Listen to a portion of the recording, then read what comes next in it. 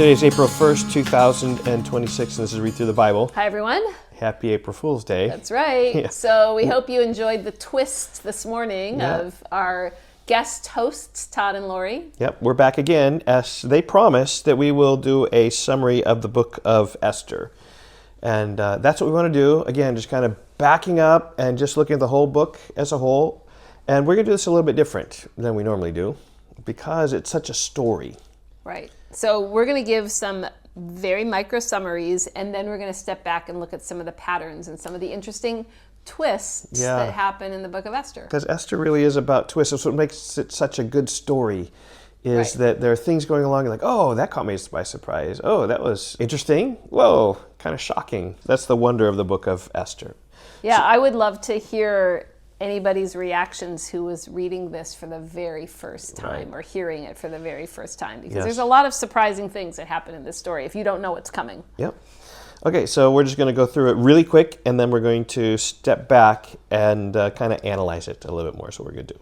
Okay, Esther chapter 1 begins. Chapter 1, Vashti deposed. Yep, that's Queen Vashti, that she refused to be paraded as a sex object in some regard to this feast of Ahasuerus, and then the letters were sent out and said, wives, you need to obey your husbands. So it was kind of a revolt of Vashti. She was the queen and refused the king's command to come. Though there's a vacuum here. We need to have a queen because Vashti's been deposed. So chapter 2, Esther becomes queen. Yep. Also, subplot in chapter 2 is that Mordecai exposes Bigthan and Teresh. Their assassination plot. Yep. But Esther and Mordecai are cousins. Esther is kind of like this orphan girl. And I'm like, there's a twist as well, right? This little orphan girl becomes the queen of Persia. So that's just subtle. So Vashti's deposed in chapter 1. Esther becomes queen in chapter 2. And then in 3, we've got Haman's plot. Yep. And what's his plot? It's because Mordecai would not bow to Haman. Yeah. And since he's a Jew, Haman is taking vengeance on all the Jews, wants to kill all the Jews because Mordecai won't bow to him. Yeah. Do you remember what day that was? The 13th of the 12th month. Yeah, 12th month, 13th day. That's when our son was born many years ago. And so there's a plot, is to kill all the Jews. Kind of sets up this terrible structure about how the Jews are in trouble. Okay, and then in chapter 4. Esther's crisis. Yeah, so Esther, sovereignly placed by God in this royalty place, Mordecai basically says, hey, here's this plot. And you need to go talk to the king. He's like, I don't have to talk to the king for like a month. He says, well, maybe God raised you up for such a time as this.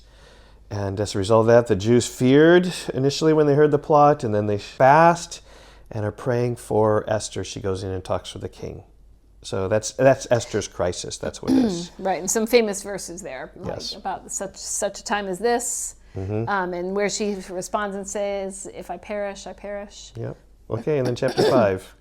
The first banquet. Yep. And so she basically invites Haman and the king to the first banquet. King says, well, what do you have to tell us, Esther? Says, let's wait for another banquet. And then also at this point, like Haman feels like he's like on the rise. I was invited to the banquet with the king and the queen and just me.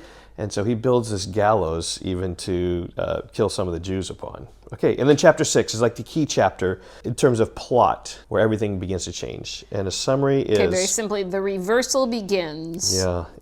And that's, you remember, where Ahasuerus at night couldn't sleep.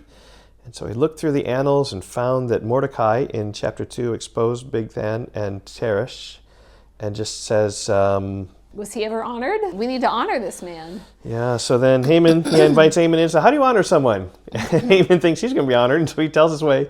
And then Haman's got to honor Mordecai, like the guy he hates so much. So it's like a funny sort of twist in that story.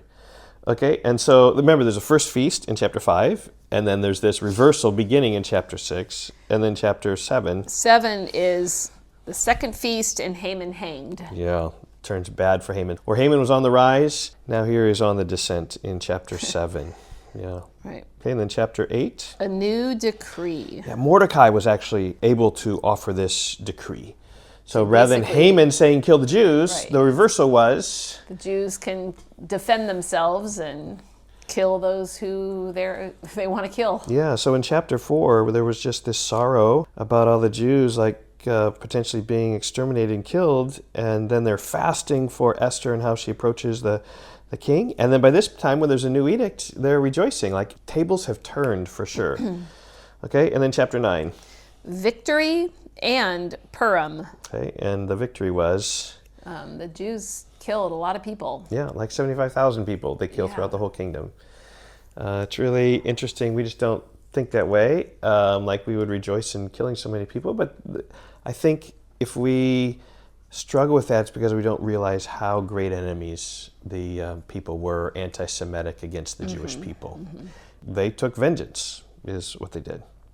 And then Purim is established. Like, this day came this day in which they rejoiced. Right, and they decided to do this every year, to celebrate it and remember it. And the Jews do read this story every year.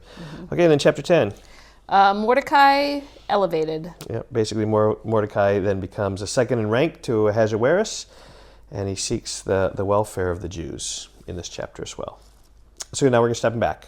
Okay, we're just going to think about these contrasts of the book. Chapter 6 is where it all spins, but the book begins and ends with these feasts.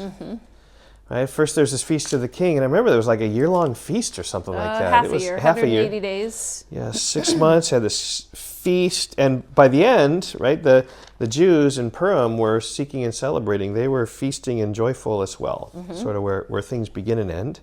And then in chapter 3, we see Haman rise. So he's rising in power at the beginning, and then chapter 6 where it turns. And then in chapter 7, his demise. And it's also interesting that just if chapter 6 is like the middle, the turning point to this whole reversal beginning and ending, Esther has 2 feasts surrounding that. There's a feast in chapter 5 and a feast in chapter 7.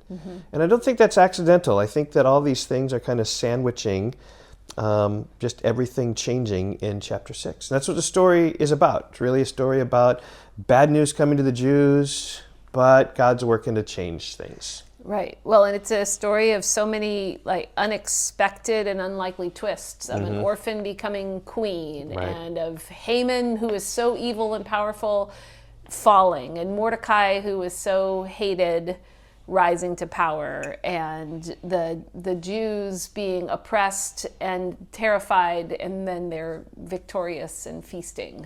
So a lot of unexpected twists like that. And it makes such a great story. And I think perhaps, and we're waiting till the end to talk about this, is the book of Esther is the only book in the whole Bible that doesn't mention God. And I think that one of the things is that it's God working behind the scenes in ways that we don't even know. That's what the book of Esther teaches us.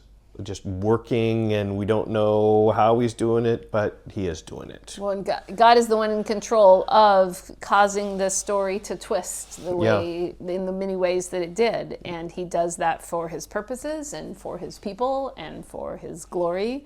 We see evidence of God at work, even though his name is not mentioned.